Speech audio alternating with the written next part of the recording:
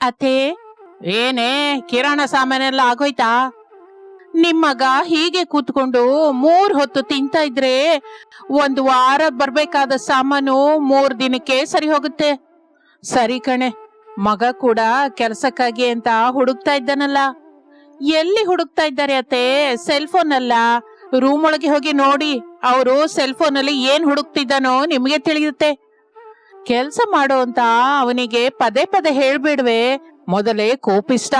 ಏನಾದ್ರೂ ಮಾತು ಅಂದ್ರೆ ಬದುಕಿರುವಷ್ಟು ಕಾಲ ದುಃಖ ಪಡ್ಬೇಕು. ಕೆಲ್ಸ ಮಾಡು ಅಂತ ನೀವು ಹೇಳೋದಿಲ್ಲ, ನನ್ ಕೂಡ ಹೇಳೋದಿಕ್ಕೆ ಬಿಡಲ್ಲ. ನೋಡ್ತಾ ಇರುವಾಗ್ಲೇ 3 ತಿಂಗಳು ಕಳೆದು ಹೋಯ್ತು. ಅವರು ಮಾಡ್ತಾ ಇರುವ ಕಂಪನಿ ಸ್ವಲ್ಪ ಮುಚ್ಚೋಯ್ತು. ತಕ್ಷಣ ಅವರು ಮತ್ತೊಂದು ಕೆಲಸ ನೋಡ್ಕೋಬೇಕಲ್ಲ. ಮತ್ತೆ ಅಂತಹ ಕೆಲಸವೇ ಹೊರಗೆ ಸಿಗ್ಬೇಕು ಅಂದ್ರೆ ಸಿಕ್ಕತ್ತಾ ಹೇಳಿ? ಈಗ ನಾನು ನಿನ್ ಜೊತೆ ವಾದಿಸಲಾರೆ ಅನಾಮಿಕಾ. ನಾನೇನಕ್ ಕರ್ದ್ಯೋ ಹೇಳು. ಅವ್ರ ಹತ್ರಕ್ಕೆ ಹೋಗಿ ಕೆಲ್ಸ ಸಿಗ್ತಾ ಇಲ್ವಾ, ಇನ್ನು ಎಷ್ಟು ದಿನ ಹೀಗೆ ಮನೇಲೆ ಕೂತ್ಕೊಂಡು ತಿಂತೀಯಾ ಅಂತ ಕೇಳಿ ಹೋಗಿ. ಸೊಸೆ, ಅವನಿಗೆ ತಕ್ಕ ಕೆಲ್ಸ ಸಿಕ್ಕಿದ ತಕ್ಷಣ ಕೆಲ್ಸಕ್ಕೆ ಹೋಗ್ತಾನೆ ಬಿಡೆ. ತಕ್ಕ ಕೆಲ್ಸ ಸಿಗ್ಬೇಕು ಅಂದ್ರೆ ಮೊದಲು ಅವ್ರು ಹುಡುಕ್ಬೇಕಲ್ಲ ಅತ್ತೆ. ಕಂಪನಿಗಳ ಹತ್ರ ಹೋಗ್ಬೇಕು. ಏನಾದ್ರೂ ಕೆಲ್ಸ ಇದ್ರೆ ಹೇಳಿ ಮಾಡ್ತೀನಿ ಅಂತ ಅವರು ಕೆಲಸದ ಬಗ್ಗೆ ಕೇಳ್ಬೇಕಲ್ಲ. ಹಾಗಲ್ಲದೆ ಅರೆ ಇಂತಹ ಶಾರದಾ ಅವರ ಮಗ ರಮೇಶ್ ಅವರು ಖಾಲಿಯಾಗಿದ್ದರಿ ನಾನು ಅವನ ಹತ್ರ ಹೋಗ್ಬೇಕು ಅಂತ ಕೆಲ್ಸ ಬರುತ್ತಾ ಹೇಳಿ ಅತ್ತೆ ನೀವೇ? ಹಬ್ಬಬ್ಬಬ್ಬ, ಏನೇ ನಿನ್ನ ಕೆಲಸದ ಗಲಾಟೆ. ಮೊನ್ನೆ ಕೇಳಿದ್ರೆ ತಿಳಿದವ್ರಿಗೆ ಹೇಳಿಟ್ಟಿದ್ದೀನಮ್ಮ, ಈ ತಿಂಗಳ ಕೊನೆಯಲ್ಲಿ ಖಚಿತವಾಗಿ ಕೆಲಸ ಸಿಕ್ಕತ್ತೆ, ಇದಕ್ಕೆ ಮೊದಲು ಹೋದ ಹಾಗೆ ಈ ಕೆಲ್ಸ ಕೂಡ ಹೋಗ್ತೀನಮ್ಮ ಅಂತ ಹೇಳದ್ನಲ್ವೇ.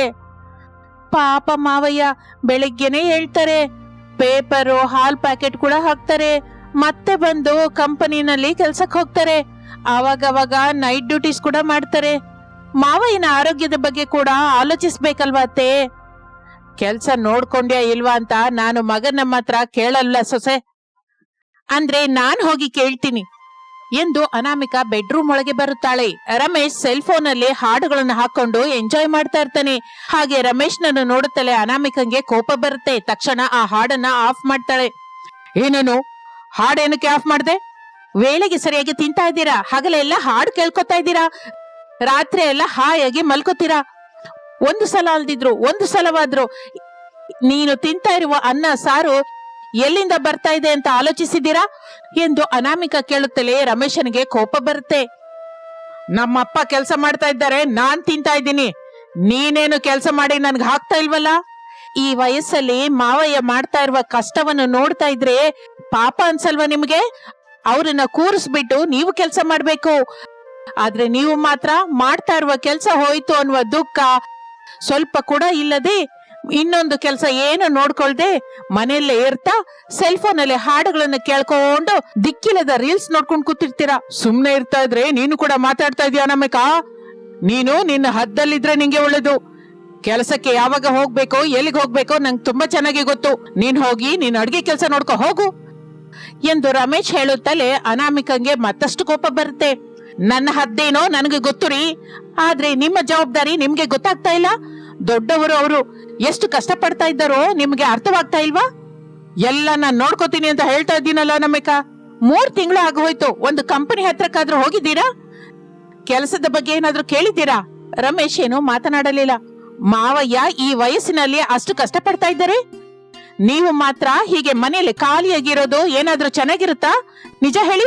ಹೀಗೆ ಇಬ್ಬರು ಕೋಪದಿಂದ ಮಾತಿಗೆ ಮಾತು ಅಂದುಕೊಳ್ಳುತ್ತಾ ಜಗಳವಾಡ್ತಾ ಇರ್ತಾರೆ. ಇನ್ನು ಆಗಲೇ ಶಾರದಾ ಅವರ ಹತ್ರಕ್ಕೆ ಬರ್ತಾಳೆ.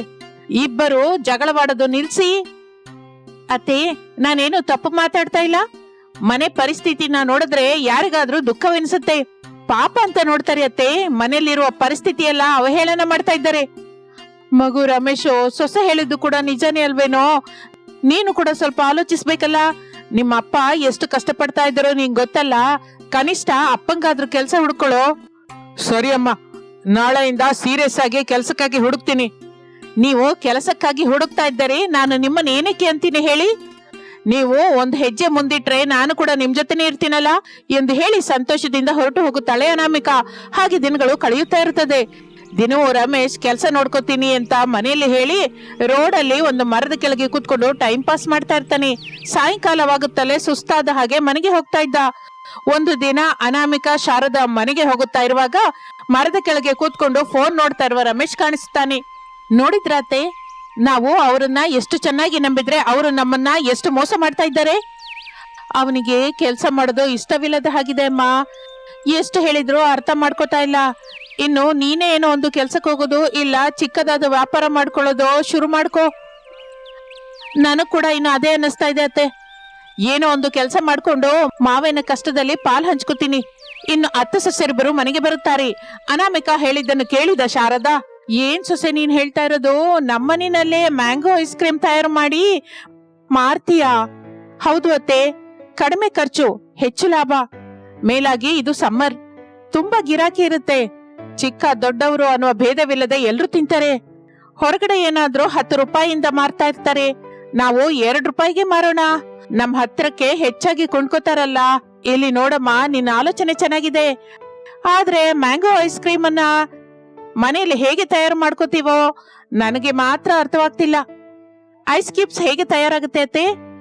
ಫ್ರಿಡ್ಜ್ ಅಲ್ಲಿರುವ ಟ್ರೈನ್ ಅಲ್ಲಿ ನೀರ್ ಹಾಕಿ ಇಡ್ತೀವಿ, 2 ಗಂಟೆ ನಂತರ ಐಸ್ ಕ್ಯೂಬ್ ರೆಡಿಯಾಗಿ ಹೋಗುತ್ತಲ್ಲ. ಈಗ ಮ್ಯಾಂಗೋ ಐಸ್ ಕ್ರೀಮ್ ಕೂಡ ಅಷ್ಟೇ ಅತ್ತೆ. ಸೂಪರ್ ಮಾರ್ಕೆಟ್ಗಳಲ್ಲಿ ಐಸ್ ಕ್ರೀಮ್ ಟ್ರೇಗಳೆಲ್ಲ ಸಿಕ್ಕತ್ತೆ.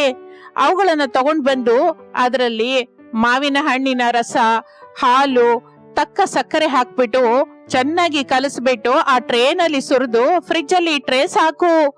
ನಮಗೆ ಬೇಕಾದ ಮ್ಯಾಂಗೋ ಐಸ್ ಕ್ರೀಮು ರೆಡಿಯಾಗಿ ಹೋಗುತ್ತೆ. 2 ರೂಪಾಯಿಗೆ ನಾವು ಹೊರಗೆ ಮಾರಬಹುದು. ಮತ್ತೆ ದಾರುಣವಾಗಿ 2 ರೂಪಾಯಿಗೆ ಮಾರೋದೇನೆ ಸೊಸೆ? ಒಂದ್ 5 ರೂಪಾಯಿ ಇಡು, ಚೆನ್ನಾಗಿರುತ್ತೆ. ಈ ದಿನದಲ್ಲಿ 2 ರೂಪಾಯಿಗೆ ಏನ್ ಬರುತ್ತೆ ಹೇಳು? ಸರಿ ಅತ್ತೆ, ನೀವು ಹೇಳಿದ ಹಾಗೆಯೇ 5 ರೂಪಾಯಿಗೆ ಮ್ಯಾಂಗೋ ಐಸ್ ಕ್ರೀಮ್ ಅಂತ ತಯಾರು ಮಾಡಿ ಮಾರ್ತೀನಿ. ನಿಮ್ಮ ಮಾವಯ್ಯಗೆ ಕೂಡ ಒಂದು ಮಾತು ಹೇಳು ತಾಯಿ. ಹಾಗೆ ಅತ್ತೆ, ರಾತ್ರಿಗೆ ಮಾವಯ್ಯ ಬರ್ತಲೇ ಹೇಳ್ಬಿಡ್ತೀನಿ ಎಂದು ಹೇಳಿ ಕಿಚನ್ ಒಳಗೆ ಹೊರಟು ಹೋಗುತ್ತಾಳೆ ಅನಾಮಿಕಾ. ಇನ್ನು ಆ ದಿನ ರಾತ್ರಿ ಪ್ರಸಾದ್ ಮನೆಗೆ ಬರುತ್ತಾನೆ. ಅನಾಮಿಕಾ ಅನ್ನ ಹಾಕುತ್ತಾಳೆ. ಏನಮ್ಮ, ಎಲ್ರು ಊಟ ಮಾಡಿದ್ರ? ಎಲ್ರೂ ಊಟ ಮಾಡಿದೀವಿ ಮಾವಯ್ಯ, ನೀವು ತಿನ್ನಿ. ಪ್ರಸಾದ್ ಊಟ ಮಾಡುತ್ತಾ ಇರ್ತಾನೆ. ಅನಾಮಿಕಾ ನಿಧಾನವಾಗಿ, ಮಾವಯ್ಯ, ಹೇಳು ತಾಯಿ. ಈ ಬೇಸಿಗೆ ಹೋಗುವವರೆಗೂ ಮ್ಯಾಂಗೋ ಐಸ್ ಕ್ರೀಮ್ ಅನ್ನ ತಯಾರು ಮಾಡಿ ಮಾರೋಣ ಅಂತ ನಾನು ಅಂದ್ಕೋತಾ ಇದ್ದೀನಿ ಮಾವಯ್ಯ. ನೀನ್ ಏನಕ್ಕೆ ಈ ನಿರ್ಣಯ ತಗೊಂಡ್ಯೋ ನನ್ಗೆ ಗೊತ್ತಮ್ಮ ಸೊಸೆ. ನಿನ್ನ ಆಲೋಚನೆ ಒಳ್ಳೇದಾಗೇ ಇದೆ, ಆದರೆ ನೀನು ಯಾವ ಕಷ್ಟವೂ ಆಗದ ಹಾಗೆ ಜಾಗೃತಿಯಾಗಿ ಮಾಡ್ಕೋತಾಯಿ ಎಂದು ಪ್ರಸಾದ್ ಹೇಳುತ್ತಲೇ ಅನಾಮಿಕಾ ಎಷ್ಟೋ ಸಂತೋಷ ಪಡುತ್ತಾಳೆ. 2 ದಿನದಲ್ಲಿ ಎಲ್ಲ ಸಿದ್ಧ ಮಾಡಿಕೊಳ್ಳುತ್ತಾಳೆ. ಒಂದು ಐಸ್ ಕ್ರೀಮ್ ಗಾಡಿ ಕೂಡ ತಂದುಕೊಳ್ಳುತ್ತಾಳೆ. ಅದರ ಮೇಲೆ ಮ್ಯಾಂಗೋ ಐಸ್ ಕ್ರೀಮ್ ಅಂತ ಬರೆಸುತ್ತಾಳೆ. ಮನೆಯಲ್ಲಿರುವ ಮಾವಿನ ಹಣ್ಣನ್ನು, ಹಾಲನ್ನು ರಮೇಶ್ ನೋಡಿ ಕೇಳುತ್ತಾನೆ. ಇದ್ರ ಜೊತೆ ಏನ್ ಮಾಡ್ತಿದ್ಯಾ ಅನಾಮಿಕಾ? ಮ್ಯಾಂಗೋ ಐಸ್ ಕ್ರೀಮ್ ತಯಾರು ಮಾಡಿ ಮಾರೋಣ ಅನ್ಕೋತಾ ಇದ್ದೀನಿ ರೀ. ಮಾವಯ್ಯನಿಗೆ ನಮ್ಮ ಪೋಷಣೆ ತುಂಬಾ ಕಷ್ಟವಾಗ್ತಾ ಇದೆ. ಅನಾಮಿಕಾ, ನೀನು ನನ್ ಕ್ಷಮಿಸ್ಬೇಕು. ನೀವು ಕೆಲ್ಸಕ್ಕೆ ಹೋಗ್ತಾ ಇಲ್ಲ ಅಂತ ನನಗೂ ಅತ್ತೆಗೆ ಯಾವಾಗ್ಲೂ ಗೊತ್ತು, ಆದ್ರೂ ನಾನು ನಿಮ್ಮನ್ನ ಕೇಳ್ತಾ ಇಲ್ಲ. ಹೊರಗಡೆ ಕೆಲಸ ಮಾಡೋದು ನನಗ್ ಸ್ವಲ್ಪನೂ ಇಷ್ಟವಿಲ್ಲ ಅನಾಮಿಕಾ. ಈಗ ನೀನ್ ಹೇಗೋ ಮನೆಯಲ್ಲಿಯೇ ಮ್ಯಾಂಗೋ ಐಸ್ ಕ್ರೀಮ್ ಎಲ್ಲ ತಯಾರು ಮಾಡಿ ಮಾರ್ಬೇಕು ಅಂತ ನಿರ್ಣಯಿಸಿದ್ಯಲ್ಲ, ನಾನು ನಿನಗೆ ಸಹಾಯ ಮಾಡ್ತೀನಿ. ಇಬ್ಬರು ಸೇರಿ ಕೆಲಸ ಮಾಡೋಣ, ಏನಂತೀಯ? ಎಂದು ರಮೇಶ್ ಹೇಳುತ್ತಲೇ ಅನಾಮಿಕಾ ಸಂತೋಷ ಪಡುತ್ತಾಳೆ. ಇನ್ನು ಆಗಿನಿಂದ ರಮೇಶ್ ಮನೆ ಹತ್ತಿರ ಮಾವಿನ ಹಣ್ಣನ್ನು ಕಟ್ ಮಾಡುವುದು, ರಸ ತಯಾರು ಮಾಡುವುದು, ಹೊರಗೆ ಹೋಗಿ ಹಾಲು ತಗೊಂಡು ಬರೋದು, ಹಾಗೆ ಐಸ್ ಕ್ರೀಮ್ಗಳು ತಯಾರು ಮಾಡಲಿಕ್ಕೆ ಬೇಕಾದ ಇತರ ಕೆಲಸಗಳಲ್ಲಿ ಸಹಾಯ ಮಾಡ್ತಾ ಇರ್ತಾನೆ. ಅನಾಮಿಕಾ ಬೆಳಿಗ್ಗೆಯೇ ಮ್ಯಾಂಗೋ ಐಸ್ ಕ್ರೀಮ್ ಅನ್ನ ಗಾಡಿಯಲ್ಲಿ ಹಾಕಿಕೊಂಡು ಅವುಗಳನ್ನು ಮಾರಲಿಕ್ಕೆ ಊರಲ್ಲಿ ಹೋಗ್ತಾ ಇದ್ಲು. ಊರೆಲ್ಲ ತಿರುಗುತ್ತಾ 5 ರೂಪಾಯಿಗೆ ತಣ್ಣನೆಯ ಮ್ಯಾಂಗೋ ಐಸ್ ಕ್ರೀಮ್, ಎಂತಹ ಕೆಮಿಕಲ್ಸು ಇಲ್ಲದೆ ಮನೆ ಹತ್ರವೇ ಸಹಜವಾಗಿ ತಯಾರು ಮಾಡಿದ ಮ್ಯಾಂಗೋ ಐಸ್ ಕ್ರೀಮ್ ಎಂದು ಮಾರುತ್ತಾ ಇರ್ತಾಳೆ ಅನಾಮಿಕಾ. 5 ರೂಪಾಯಿಗೆ ಐಸ್ ಕ್ರೀಮ್ ಎನ್ನುವುದು ಅನಾಮಿಕಳ ವ್ಯಾಪಾರಕ್ಕೆ ತುಂಬಾ ಚೆನ್ನಾಗಿ ಕೂಡಿ ಬರುತ್ತೆ. ಆ ನಂತರ ಮನೆ ಹತ್ರವೇ ಸಹಜವಾಗಿ ತಯಾರು ಮಾಡಿದ ಮಾವಿನ ಹಣ್ಣಿನ ಐಸ್ ಕ್ರೀಮ್ ಆಗಿದ್ದರಿಂದ ಎಲ್ಲರೂ ನಮಗೆ ಬೇಕು ಎಂದು ಚಿಕ್ಕ ದೊಡ್ಡವರು ಎನ್ನುವ ಭೇದವಿಲ್ಲದೆ ಪ್ರತಿಯೊಬ್ಬರು ಕೊಂಡುಕೊಳ್ಳಲಿಕ್ಕೆ ಶುರು ಮಾಡುತ್ತಾರೆ. ಹಾಗೆ ಆ ಬೇಸಿಗೆ ಕಾಲದಲ್ಲಿ ಬಡ ಸೊಸೆ ಅನಾಮಿಕಾ ಶುರು ಮಾಡಿದ ಮ್ಯಾಂಗೋ ಐಸ್ ಕ್ರೀಮ್ಗಳ ಮಾರಾಟ ವಿಜಯವಂತವಾಗುತ್ತದೆ. ರಮೇಶ್ ಏನೋ ಒಂದು ಕೆಲಸವಂತನಾದನು ಎಂದು ಕುಟುಂಬವೆಲ್ಲ ಸಂತೋಷದಿಂದ ಜೀವಿಸಲಿಕ್ಕೆ ಶುರು ಮಾಡುತ್ತಾರೆ. ಈ ವಿಧದಿಂದ ಅನಾಮಿಕಾ ರಮೇಶರು ಸೇರಿ ಮ್ಯಾಂಗೋ ಐಸ್ ಕ್ರೀಮ್ ವ್ಯಾಪಾರವನ್ನು ವಿಜಯವಂತವಾಗಿ ನಡೆಸುತ್ತಾ ಸಂತೋಷದಿಂದ ಜೀವಿಸುತ್ತಾ ಇರ್ತಾರೆ. ಇದು ಇಂದಿನ ಕತೆ. ಮತ್ತೊಂದು ಆಸಕ್ತಿಕರ ಕತೆ ಜೊತೆ ಮತ್ತೆ ಸೇರೋಣ. ಅಲ್ಲಿವರೆಗೂ ವಿರಾಮ. ನಮಸ್ತೆ. ಪ್ರಸಾದ್ ರಮೇಶ್ ತಂದೆ ಮಗ ತಮ್ಮ ಕ್ಯಾಟರಿಂಗ್ ವ್ಯಾನ್ ಅನ್ನ ಅಂದವಾಗಿ ಅಲಂಕರಿಸಿರುತ್ತಾರೆ. ಏನಪ್ಪಾ ಈ ಅತ್ತೆ ಸೊಸೆಯರು ಮನೆಯೊಳಗಿಂದ ನಿಜಕ್ಕೂ ಹೊರಗೆ ಬರ್ಲಿಲ್ಲ? ಮದುವೆ ಅಡುಗೆ ಮಾಡೋದು ಇನ್ನೂ ಪೂರ್ತಿಯಾಗಿಲ್ವೇನೋ ಮಗು? ಟೈಮ್ ಇಲ್ಲೇ 12 ದಾಟಿದೆ. ಮದುವೆ ಅಡುಗೆನ ತೆಗೆದುಕೊಂಡು ಇನ್ನೊಂದು ಗಂಟೆಯಲ್ಲಿ ನಾವು ನ್ಯಾಚುರಲ್ ಫಂಕ್ಷನ್ ಹಾಲ್ ಹತ್ರ ಹೋಗ್ಬೇಕು. ಇಲ್ಲ ಅಂದ್ರೆ ಮದುವೆ ಅಡುಗೆ ಆರ್ಡರ್ ಕೊಟ್ಟಿದಾರಲ್ಲ ಆ ದಾಮೋದರ ಕೈಯಲ್ಲಿ ನಮ್ಗೆ ಮಾಮೂಲಿಯಾಗಿರಲ್ಲಪ್ಪ. ಮಗು, ಆ ಭಯ ನಂಗ್ ಕೂಡ ಇದೆ. ಆದ್ರೆ ನಾವು ಅತ್ತೆ ಸೊಸೆಯರನ್ನ ಬೇಡ ಅಂತ ಏನು ಮಾಡಲಿಕ್ಕಾಗಲ್ವಲ್ಲ. ಅರ್ಧ ಗಂಟೆಯಿಂದ ನಿಮ್ಮ ಅಮ್ಮನ ಕೇಳಿದಾಗ ಹೀಗೆ ಪದೇ ಪದೇ ಬಂದು ಮದುವೆ ಅಡಿಗೆ ಮಾಡೋದು ಪೂರ್ತಿ ಆಯ್ತಾ ಅಂತ ಕೇಳಬೇಡಿ. ಮದುವೆ ಅಡಿಗೆ ಮಾಡೋದು ಪೂರ್ತಿ ಆದ ಮೇಲೆ ನಾವೇ ಕರಿತೀವಿ. ಆಗ ಬಂದು ಎಲ್ಲ ತರದ ಅಡಿಗೆನ ನಮ್ಮ ಕ್ಯಾಟರಿಂಗ್ ವ್ಯಾನ್ ಅಲ್ಲಿ ಇಡಿ ಅಂತ ಹೇಳಿದ್ಲಪ್ಪ. ಈಗ ನಾನ್ ಹೋಗಿ ಕೇಳಿದ್ರೆ ಅಮ್ಮ ಹೊಡಿತಾಳೆಪ್ಪ. ಯಾಕೆ ಬಂತು ತಲೆನೋವು ಹೇಳಿ? ಈ ಅತ್ತೆ ಸೊಸೆರು ಕರೆಯುವವರೆಗೂ ಇಲ್ಲೋಡು ಈ ವ್ಯಾನ್ ಹತ್ರ ಹೀಗೆ ಇರೋಣ. ಹಾಗೆ ಮಗನೇ ಎಂದು ತಂದೆ ಮಗ ಇಬ್ಬರು ಮಾತನಾಡಿಕೊಳ್ಳುತ್ತಾ ಇರುತ್ತಾರೆ. ಅತ್ತೆ ಸೊಸೆಯರು ಶಾರದಾ ಅನಾಮಿಕಾ ಮನೆಯೊಳಗೆ ದಿಗಿಲಿನಿಂದ ಕೂತಿರ್ತಾರೆ. ಸೊಸೆ, ಈಗ ಮದುವೆ ಅಡುಗೆನ ಏನ್ ಮಾಡೋಣ್ವೆ? ನನ್ಗೇನು ಅರ್ಥವಾಗ್ತಿಲ್ಲ ಅತ್ತೆ. ಈಗ ನನಗೆ ತಲೆನೇ ಓಡ್ತಾ ಇಲ್ಲ. ದಾಮೋದರ್ ಹೇಳಿದ ಎಲ್ಲ ತರದ ಅಡುಗೆನೂ ಮಾಡಿದೀವಿ. ತೀರಾ ತಗೊಂಡು ಹೋಗುವ ಸಮಯದಲ್ಲಿ ಅವನು ಫೋನ್ ಮಾಡಿ ಮದುವೆ ನಿಂತು ಹೋಯ್ತು, ಅವ್ರವ್ರ ಮನೆಗೆ ಅವ್ರು ಹೊರಟೋದ್ರು, ನೀವೇನೋ ಅಡುಗೆ ತಿಂಡಿನ ತಗೊಂಡ್ಬರ್ಬೇಡಿ ಅಂತ ಹೇಳ್ದ. ಒಂದೇ ಸಲ ನನ್ನ ಕಾಲ ಕೆಳಗೆ ಭೂಮಿ ತಿರುಗಿದ ಹಾಗಾಯ್ತಮ್ಮ. ಅಯ್ಯೋ ಅತ್ತೆ, ಅಷ್ಟು ದೊಡ್ಡ ಮದುವೆ ನಿಂತು ಹೋಗೋದಂದ್ರೆ ಏನೋ? ನಾವು ರಾತ್ರಿ ಎಲ್ಲ ನಿದ್ದೆ ಇಲ್ಲದೆ ಅಡುಗೆ ಮಾಡಿದ್ವಿ. ಈಗ ಇದೆಲ್ಲ ಏನ್ ಮಾಡೋಣ? ನಾನು ಕೂಡ ಅದೇ ಆಲೋಚಿಸ್ತಾ ಇದ್ದೀನಿ ಸೊಸೆ. ಮದುವೆ ನಿಂತೋಯ್ತು ಅಂತ ಹೇಳಿ ಫೋನ್ ಇಟ್ಬಿಟ್ಟ. ಅಡುಗೆ ಏನೋ ತಗೊಂಡ್ ಬರ್ಬೇಡ ಅಂದ. ಆದ್ರೆ ಇದನ್ನ ಹಾಗೆ ಇಟ್ರೆ ಎಲ್ಲ ಹಾಳಾಗಿ ಹೋಗುತ್ತೆ. ಅವರು ಮಾವಯ್ಯ ನಮ್ಗಾಗಿ ಹೊರಗಡೆ ಎದುರು ನೋಡ್ತಾ ಇರ್ತಾರೆ. ಈ ವಿಷಯ ಹೇಳೋಣ ಅತ್ತೆ? ಹೇಳ್ದೆ ಇದ್ರೆ ಹೇಗೆ ಮತ್ತೆ? ಆದ್ರೆ ಹೇಳಿದರೆ ಅವರೇನೋ ಟೆನ್ಷನ್ ಮಾಡ್ಕೋತಾರೆ. ಮೇಲಾಗಿ ಕ್ಯಾಟ್ರಿಂಗ್ ಅವರ ಹತ್ರ ಇಂದ ದುಡ್ಡು ಕೂಡ ತಗೊಂಡಿದ್ದಿಲ್ವಲ್ಲ ಅಂತ ಇಬ್ಬರು ಸೇರಿ ಎಷ್ಟೋ ದುಃಖ ಪಡ್ತಾರೆ. ಒಂದು ಕೆಲಸ ಮಾಡೋಣ ಅತ್ತೆ, ಅಡ್ಗೆನ ಮಾರೋಣ. ಅಡ್ಗೆನ ಮಾರದ? ಯಾರ್ಗೆ ಮಾರ್ತೀಯೇ? ಇದು ಮದುವೆ ಅಡುಗೆ. ಬಿರಿಯಾನಿ, ಕೂರ್ಮಾ, ಗುಲಾಬ್ ಜಾಮೂನ್, ಪಾಯಸ, ಇನ್ನು ತುಂಬಾ ಇದೆ. ಅದನ್ನ ಎಲ್ಲಿ ಮಾರ್ತೀಯಾ? ಹೇಗೆ ಮಾರ್ತೀಯಾ? ಇಷ್ಟಕ್ಕೂ ಯಾರಿಗೆ ಮಾರೋಣ ಅಂತಿದ್ಯಾ? ಪ್ರತಿಯೊಂದಕ್ಕೂ ಗಾಬರಿ ಆದ್ರೆ ಹೇಗೆ ಅತ್ತೆ? ನಮ್ಮ ಊರಿನಲ್ಲಿ ಈ ದಿನ ಮಾರ್ಕೆಟ್ ಡೇ ಅಲ್ವಾ? ಅಲ್ಲಿಗೆ ತಗೊಂಡು ಹೋಗಿ ಮದುವೆ ಅಡುಗೆ ಅಂತ ಹೇಳಿ ಇಲ್ಲ ಬೋರ್ಡ್ ಇಟ್ಟು ಈ ಅಡುಗೆನ ಮಾರೋಣ. ಮಾತಾಡಿಕೊಂಡ ದುಡ್ಡು ಬರ್ದೇ ಇದ್ರು ಎಷ್ಟೋ ಸ್ವಲ್ಪ ದುಡ್ಡಂತೂ ಬರುತ್ತಲ್ಲ. ಅಯ್ಯೋ, ಮಾರ್ಕೆಟ್ಗೆ ಮದುವೆ ಅಡಿಗೆ ಜೊತೆ ಹೋಗೋದೇನೆ ಜನ ಏನ್ ಅಂದ್ಕೋತಾರೆ? ಜನ ಏನಾದ್ರೂ ಅಂದ್ಕೊಂಡ್ರಿ ಏನತ್ತೆ? ನಮ್ಮ ಕಷ್ಟ ವೃಥ ಆಗ್ಬಾರ್ದು. ನಾವು ಇಟ್ಟ ಬಂಡವಾಳವೆಲ್ಲ ಇದಲ್ಲೇ ಇದೆ. ಈ ವಿಷಯ ನೀವು ಮರ್ತೋಗ್ಬಿಡಿ. ನಿಜಾನೇ ಸೊಸೆ, ಸರಿ ಹೊರತು ಹೇಗೆ ತಗೊಂಡು ಹೋಗೋಣ? ನಮ್ಮ ಕ್ಯಾಟ್ರಿಂಗ್ ವ್ಯಾನ್ ಇದೆ ಅಲ್ಲ ಅತ್ತೆ, ಅವರನ್ನ ಮಾವನ್ನ ಕರೆಸಿ ನಿಜ ಹೇಳಿ. ಅವರು ಕೂಡ ಅರ್ಥ ಮಾಡ್ಕೋತಾರೆ, ಆಲೋಚಿಸ್ತಾರೆ. ನಾವು ಹೇಳಿದ ಹಾಗೆ ಮದುವೆ ಅಡುಗೆನ ಮಾರ್ಕೆಟ್ ಹತ್ರಕ್ಕೆ ತಗೊಂಡು ಹೋಗ್ತಾರೆ. ಸರಿಯಮ್ಮ ಸೊಸೆ, ನಿಜ ಅನ್ನೋದು ಈಗಲ್ದಿದ್ರು ಇನ್ನೊಂದು ಗಂಟೆ ನಂತರವಾದ್ರೂ ತಿಳಿಯುತ್ತಲ್ಲ. ಅಲ್ಲಿಯವರೆಗೂ ಹೇಳದೆ ಇರೋದೇನಕ್ಕೆ ಹೇಳು? ಇಬ್ಬರನ್ನು ಕರೆಸಿ ನಡೆದ ದಾರುಣದ ಬಗ್ಗೆ ಹೇಳೋಣ ಎಂದು ಅತ್ತೆ ಸೊಸೆಯರು ಮಾತನಾಡಿಕೊಳ್ಳುತ್ತಾ ಇರುವಾಗ ಹೊರಗಡೆ ವ್ಯಾನ್ ಹತ್ರ ರಮೇಶ್ ಪ್ರಸಾದ್ ಟೈಮ್ ನೋಡ್ಕೊಂಡು ಟೆನ್ಷನ್ ಮಾಡ್ಕೋತಾ ಇರ್ತಾರೆ. ಅಪ್ಪ, ಈ ಅತ್ತೆ ಸೊಸೆಯರು ನಮ್ಮನ್ನ ಇನ್ನೂ ಕರಿತಾ ಇಲ್ಲ. ನಿಜಕ್ಕೂ ಮನೇಲಿ ಏನ್ ಮಾಡ್ತಾ ಇರೋ ಹಾಗಿದೆ. ಒಂದ್ಸಲ ಒಳಗಡೆ ಹೋಗಿ ಬಾಪ್ಪ. ಎಲ್ಲಿಗೆ ಹೋಗ್ಬೇಕು ಮಗನೇ? ಕರೆಯದೆ ಹೋದ್ರೆ ನಿಮ್ಮಮ್ಮ ಅರಚ್ತಾಳೆ ಅಂತ ಗೊತ್ತಲ್ಲ. ಈ ದಿನ ಆ ದಾಮೋದರ್ ಕೈಯಲ್ಲಿ ನಮ್ ಕೆಲ್ಸ ಆದ ಹಾಗೆ. ಮೊದ್ಲೇ ಬಹಳ ಕೋಪದಿಂದಿರ್ತಾನೆ. ದುಡ್ಡು ಕೊಡುವಾಗ ಎಷ್ಟು ಸತಾಯಿಸ್ತಾನೋ ಏನೋ ಎಂದು ಪ್ರಸಾದ್ ದುಃಖದಿಂದ ಅನ್ನುತ್ತಾ ಇರುವಾಗ ಶಾರದಾ ಹೊರಗೆ ಬರುತ್ತಾಳೆ. ತಂದೆ ಮಗ ನೋಡುತ್ತಾರೆ. ದಿಗಿಲು ಕಾಣಿಸುತ್ತೆ. ಇಬ್ಬರು ಒಬ್ಬರ ಮುಖನೊಬ್ಬರು ನೋಡ್ಕೋತಾರೆ. ನೀವಿಬ್ರು ಇಲ್ಲಿ ಬನ್ನಿ. ಇಬ್ಬರು ಶಾರದಾಳ ಹತ್ರ ಬರ್ತಾರೆ. ಅಡಿಗೆ ರೆಡಿ ಆಯ್ತಾ ಶಾರದಾ? ಅಡಿಗೆ ರೆಡಿ ಆಗಿದೆ, ಆದ್ರೆ ಮದುವೆ ನಡೀತಾ ಇಲ್ಲಂತೆ. ಮದುವೆ ನಿಂತೋಯ್ತಂತೆ ಎಂದು ಶಾರದಾ ಸಾವಿನ ವಿಷಯ ಮೆಲ್ಲಗೆ ಹೇಳುವಾಗ ಹೇಳಿದರೆ ಪ್ರಸಾದ್ ರಮೇಶ್ ಇಬ್ಬರು ಆಶ್ಚರ್ಯ ಹೋಗ್ತಾರೆ. ಒಬ್ಬರ ಮುಖನೊಬ್ರು ನೋಡ್ಕೋತಾರೆ. 1 ಗಂಟೆ ಕೆಳಗೆ ನಮ್ಮ ಅತ್ತೆ ಸೊಸೆಯರ ಪರಿಸ್ಥಿತಿ ಹೀಗೆ ಇತ್ತು. ದಾಮೋದರ್ ಅವರು ಫೋನ್ ಮಾಡಿದ್ರು.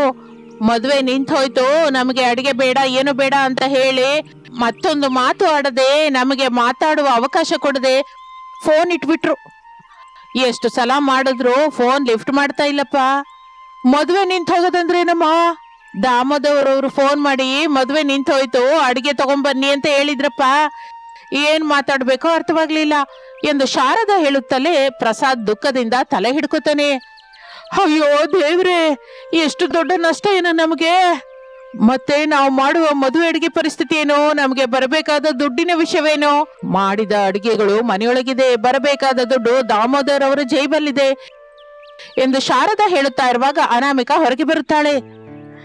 ಅತ್ತೆ, ಇನ್ನು ಮಾವಯ್ಯನಿಗೆ ಅವರಿಗೆ ವಿಷಯ ಹೇಳಿಲ್ವಾ? ಹೇಳ್ದ ಕಣೆ, ಮಾಡಿದ ಅಡಿಗೆ ಬಗ್ಗೆ, ನಡೆದ ನಷ್ಟದ ಬಗ್ಗೆ ಮಾತಾಡ್ತಾ ಇದ್ದಾರೆ. ನಾವು ತೆಗೆದುಕೊಂಡ ನಿರ್ಣಯದ ಬಗ್ಗೆ ಹೇಳಲಿಲ್ವಾ ಅತ್ತೆ? ಏನ್ ನಿರ್ಣಯ ತಗೊಂಡಿದ್ದೀರಮ್ಮ? ಈ ಅಡಿಗೆ ಹಾಳಾಗುವ ಮೊದಲೇ ಮಾರೋಣ ಅಂದ್ಕೊಂಡಿದ್ದೀನಿ ಮಾವಯ್ಯ. ಅಡಿಗೆನ ಮಾರದ? ಎಲ್ಲಿ ಮಾರ್ತೀರಾ? ಯಾರಿಗೆ ಮಾರ್ತೀರಾ? ಮಾರ್ಕೆಟ್ ಹತ್ರ, ಬಸ್ ಸ್ಟ್ಯಾಂಡ್ ಹತ್ರ, ಜನಗಳು ಹೆಚ್ಚಾಗಿರುವ ಜಾಗದಲ್ಲಿ. ಇದು ಒಳ್ಳೆ ಆಲೋಚನೆ ಶಾರದಾ. ಆದ್ರೆ ಇದು ಮದುವೆಗಾಗಿ ಮಾಡಿದ ಅಡಿಗೆ ಅಲ್ವಾ ಅಮ್ಮ? ಇದನ್ನ ಯಾರು ಕೊಂಡ್ಕೋತಾರೆ? ಹೋಟೆಲ್ ಸ್ಟೈಲ್ ಮದುವೆ ಬಿರಿಯಾನಿ ಅನ್ಬೇಕು. ಮೇಲಾಗಿ ಕಡಿಮೆ ರೇಟ್ ಕೂಡ ಇಡಬೇಕು. ನಮಗೆ ಬಂಡವಾಳವಾದ್ರೂ ಬರುತ್ತಲ್ಲ ರೀ. ಸರಿ ಅನಾಮಿಕಾ, ನಿನ್ನಿಷ್ಟ ಎಂದು ನಾಲ್ವರು ಮಾತನಾಡಿಕೊಂಡು ಮದುವೆ ಅಡಿಗೆಯನ್ನು ಅವರ ಕ್ಯಾಟರಿಂಗ್ ವ್ಯಾನ್ ಅಲ್ಲಿ ತೆಗೆದುಕೊಂಡು ಜನ ಹೆಚ್ಚಾಗಿ ತಿರುಗುವ ಬಸ್ ಸ್ಟ್ಯಾಂಡ್ ಸಮೀಪದಲ್ಲಿ ಒಂದು ಕಡೆ ಘಮಘಮ ಅನ್ನುವ ಮದುವೆ ಅಡಿಗೆಯನ್ನು ಮಾರಲಿಕ್ಕೆ ಇಡುತ್ತಾರೆ. ಮದುವೆ ಸ್ಪೆಷಲ್ ಬಿರಿಯಾನಿ 60 ರೂಪಾಯಿ, ಮದುವೆ ಸ್ವೀಟ್ಗಳು 30 ರೂಪಾಯಿ, ಪಾಯಸ 20 ರೂಪಾಯಿ ಎಂದು ಅನಾಮಿಕಾ ಒಂದು ಬೋರ್ಡ್ ಬರೆದಿಡುತ್ತಾಳೆ. ಈಗ ಈ ಬೋರ್ಡ್ ಏನಕ್ಕೆ? ಕೆಲವು ಜನಕ್ಕಾಗಿ ಅತ್ತೆ. ಅವರು ನಾವು ಎಷ್ಟು ಹೇಳಿದ್ರು ಕೇಳಲ್ಲ. ಹೀಗೆ ಬೋರ್ಡ್ ಇದ್ರೆ ಓದ್ಕೊಂಡು ಬರ್ತಾರೆ, ಇಲ್ಲ ಅಂದ್ರೆ ನಾವು ಹೇಳೋದೇನು ಕೇಳಿಸ್ಕೊಳ್ಳಲ್ಲ. ಸರಿಯಮ್ಮ ಸೊಸೆ, ಬರ್ಬೇಕಪ್ಪ ಬರ್ಬೇಕು. ಮದುವೆ ಸ್ಪೆಷಲ್ ಅಡ್ಗೆಗಳು, ಕಡಿಮೆ ರೇಟಿಗೆ ಮದುವೆ ಊಟ, ಹೊಟ್ಟೆ ತುಂಬಾ ತಿನ್ನಿ ಎಂದು ಶಾರದಾ ಅರಚಲಿಕ್ಕೆ ಶುರು ಮಾಡುತ್ತಾಳೆ. ಜನ ಮೊದಲು ಆಶ್ಚರ್ಯದಿಂದ ನೋಡುತ್ತಾರೆ, ಆದರೆ ಅವರ ಅಡಿಗೆಯ ವಾಸನೆಗೆ ಅಲ್ಲಿರುವವರೆಲ್ಲರೂ ಆಕರ್ಷಿತರಾಗುತ್ತಾರೆ. ಏನಿದು, ಮದುವೆ ಅಡಿಗೆನಾ? ಹೌದು ಅಣ್ಣಯ್ಯನವರೇ, ಫ್ರೆಶ್ ಆಗಿ ಮಾಡಿದ್ದೀವಿ. ಈಗಲೇ ಮಾಡಿದ ಬಿರಿಯಾನಿ ತಗೊಂಡು ತಿನ್ನಿ, ಚೆನ್ನಾಗಿರುತ್ತೆ. ರುಚಿಯಾಗಿರುತ್ತಾ ಎಂದು ಪ್ರಕಾಶ್ ಆಸೆಯಿಂದ ಕೇಳುತ್ತಾನೆ. ಆಗಲೇ ಇಬ್ಬರು ಮೂವರು ಅಲ್ಲಿಗೆ ಬರುತ್ತಾರೆ. ತಕ್ಷಣ ಅನಾಮಿಕಾ ಚಮತ್ಕಾರದಿಂದ, ರುಚಿಯಾಗಿಲ್ದಿದ್ರೆ ದುಡ್ಡು ಕೊಡ್ಬೇಡಿ ಅಣ್ಣಯ್ಯ ಎಂದು ಹೇಳುತ್ತಾಳೆ. ಜನ ನಗುತ್ತಾರೆ. ಪ್ರಕಾಶ್ ಕೊಂಡ್ಕೊತಾನೆ. ಸರಿಯಮ್ಮ, 2 ಪ್ಯಾಕೆಟ್ ಕೊಡು. ತಗೊಳ್ಳಿ ಅಣ್ಣಯ್ಯ, ಒಂದು ಮಜ್ಜಿಗೆ ಉಚಿತವಾಗಿ ಕೊಡ್ತಾ ಇದ್ದೀನಿ ಎಂದು ಹೇಳಿ ಕೊಡುತ್ತಾಳೆ ಅನಾಮಿಕಾ. ಹಾಗೆ ಸಮಯ ಕಳೆಯುತ್ತಾ ಇರುತ್ತದೆ. ಜನ ಗುಂಪು ಗುಂಪಾಗಿ ಬರುತ್ತಾರೆ. ಬಿರಿಯಾನಿ, ಕೂರ್ಮಾ, ಸ್ವೀಟ್ಗಳು ವೇಗವಾಗಿ ಮಾರಾಟವಾಗುತ್ತೆ. ಶಾರದಂಗೆ ಎಲ್ಲೆಲ್ಲದ ಆನಂದವಾಗುತ್ತದೆ. ಸೊಸೆ, ನೋಡ್ತಾ ಇದೀಯಾ ನಮ್ಮ ಅಡುಗೆಗೆ ಎಷ್ಟು ಡಿಮ್ಯಾಂಡ್ ಇದೆಯೋ? ಅತ್ತೆ, ನಾವು ಮದುವೆಗೆ ಮಾತ್ರವೇ ಅಲ್ಲ, ಹೀಗೆ ದಿನವೂ ಮಾರಬಹುದು. ಅಪ್ಪ, ಇದು ನಿಜವಾಗಿಯೇ ನಮಗೆ ಒಂದು ಹೊಸ ಬಿಸ್ನೆಸ್ ಐಡಿಯಾ ಆಗುತ್ತೇನೋ ಅಪ್ಪ. ನಿಜಾನೇ ಮಗನೇ, ಈ ಅತ್ತೆ ಸೊಸೆಯರ ಅಡುಗೆ ಮಾಡಿದ್ರೆ ನಮ್ಮ ಕ್ಯಾಟ್ರಿಂಗ್ ಕಂಪನಿ ಧೂಳೆಬ್ಸುತ್ತಲ್ವಾ? ಎಲ್ಲ ಮದುವೆಲ್ಲೂ ನಮ್ಮ ಅಡುಗೆನೇ ಇರುತ್ತೆ ಎಂದು ಅವರು ಮಾತನಾಡಿಕೊಳ್ಳುತ್ತಾ ಇರುವಾಗ ಆ ಕಡೆಯಿಂದ ಕಾರಲ್ಲಿ ಹೋಗ್ತಾ ಇರುವ ದಾಮೋದರ್ ಅತ್ತೆ ಸೊಸೆಯರು ಮಾರ್ತಾ ಇರುವ ಮದುವೆ ಅಡಿಗೆಯನ್ನು ನೋಡಿ ಕೋಪದಿಂದ ಅವ್ರ ಹತ್ರಕ್ಕೆ ಬರ್ತಾನೆ. ಏನಮ್ಮ, ನನ್ನ ಮದುವೆ ಅಡುಗೆನಾ ನೀವು ಮಾರ್ತಾ ಇದ್ದೀರಾ? ನಿಮ್ ಮದುವೆ ಅಡಿಗೆನಾ? ನೀವು ಮದುವೆ ನಿಂತು ಹೋಯ್ತು ಅಂತ ಅಡಿಗೆ ತಗೊಂಡ್ಬರ್ಬೇಡಿ ಅಂತ ಹೇಳಿದ್ರಂತಲ್ಲ ರೀ. ಮೇಲಾಗಿ ದುಡ್ಡು ಕೂಡ ಕೊಟ್ಟಿಲ್ಲ. ಇದು ನಿಮ್ದು ಹೇಗಾಗುತ್ತೆ? ಇದೆಲ್ಲ ನಮ್ಮ ಶ್ರಮ, ನಮ್ಮ ಖರ್ಚು. ಅದನ್ನ ವೃತಾಗಿ ಕಳ್ಕೊಳ್ಳೋದೇನು ಅಂತ ಹೀಗೆ ಮಾರ್ಕೋತಾ ಇದ್ದೀವಿ. ಮೇಲಾಗಿ ಒಂದು ಫೋನ್ ಮಾಡಿ ಕೈ ತೊಳ್ಕೊಂಡ್ರಿ, ನಾವೇನಾಗ್ಬೇಕು? ಅಯ್ಯೋ, ಮದುವೆ ರದ್ದಾಯ್ತು. ನನಗೂ ದುಃಖನೇ ಆಗ್ತಾ ಇದೆ. ದುಃಖ ನಿಮಗೆ ಇಲ್ಲ, ನಮ್ಮ ಬಂಡವಾಳ ಕೂಡ ಇದ್ರಲ್ಲೇ ಇದೆ. ಸರಿ ಸರಿ, ನೀವು ಮಾರ್ಕೊಳ್ಳಿ. ಆದ್ರೆ ನಂಗೆ 2 ಬಿರಿಯಾನಿ ಪ್ಯಾಕೆಟ್ ಕೊಡಿ. ದುಡ್ಡು ಕಟ್ಟಿ ಅಣ್ಣಯ್ಯನವ್ರೇ. ಸರಿ, ಮದುವೆ ನಿಂತು ಹೋದ್ರು ಮದುವೆ ಅಡಿಗೆ ಮಾತ್ರ ಮಿಸ್ ಆಗ್ಬಾರ್ದಲ್ಲ ಎಂದು ಹೇಳಿ ದುಡ್ಡು ಕೊಡುತ್ತಾನೆ ದಾಮೋದರ್. ಅನಾಮಿಕಾ ಬಿರಿಯಾನಿ ಪ್ಯಾಕೆಟ್ ಕೊಡ್ತಾಳೆ. ಹಾಗೆ ಆ ದಿನ ಸಾಯಂಕಾಲದವರೆಗೂ ಎಲ್ಲ ಅಡುಗೆಗಳು ಮಾರಾಟವಾಗುತ್ತೆ. ಅಮ್ಮ ಸೊಸೆ, ನಿನಗೆ ಬಂದ ಆಲೋಚನೆಯಿಂದ ಈ ದಿನವೂ ನಮಗೆ ಬರಬೇಕಾದ ದೊಡ್ಡ ನಷ್ಟ ತಪ್ತಮ್ಮ. ನಷ್ಟ ಅಲ್ಲ ರೀ, ಇದು ನಮಗೆ ಹೊಸ ದಾರಿ ತೋರಿಸಿದೆ. ಇನ್ನು ಮೇಲಿಂದ ಮದುವೆ ಅಡಿಗೆ ನಿಂತು ಹೋದ್ರು ನಮ್ಮ ಮಾರಾಟ ನಿಲ್ಲಲ್ಲ ಅತ್ತೆ. ಅತ್ತೆ ಸೊಸೆಯರ ಮದುವೆ ಅಡಿಗೆ ಸ್ಟಾಲ್ ಅಂತ ಒಂದು ಹೆಸರಿಡೋಣಪ್ಪ. ಹ್ಯಾಪಿಯಾಗಿ ಇಡ್ಬೋದು ಮಗನೇ. ಹಾಗೆ ಒಂದು ಮದುವೆಗಾಗಿ ಮಾಡಿದ ಮದುವೆ ಅಡಿಗೆಯನ್ನು ಮದುವೆ ನಿಂತು ಹೋಯಿತು ಎಂದು ಅತ್ತೆ ಸೊಸೆಯರು ದುಃಖ ಪಡದೆ ಜಾಣ್ಮೆಯಿಂದ ಅದನ್ನು ಮಾರುತ್ತಾರೆ. ಮದುವೆ ಅಡಿಗೆ ಎಂದು ಜೀವನ ಹೊಸದಾಗಿ ಶುರುವಾಗುತ್ತೆ.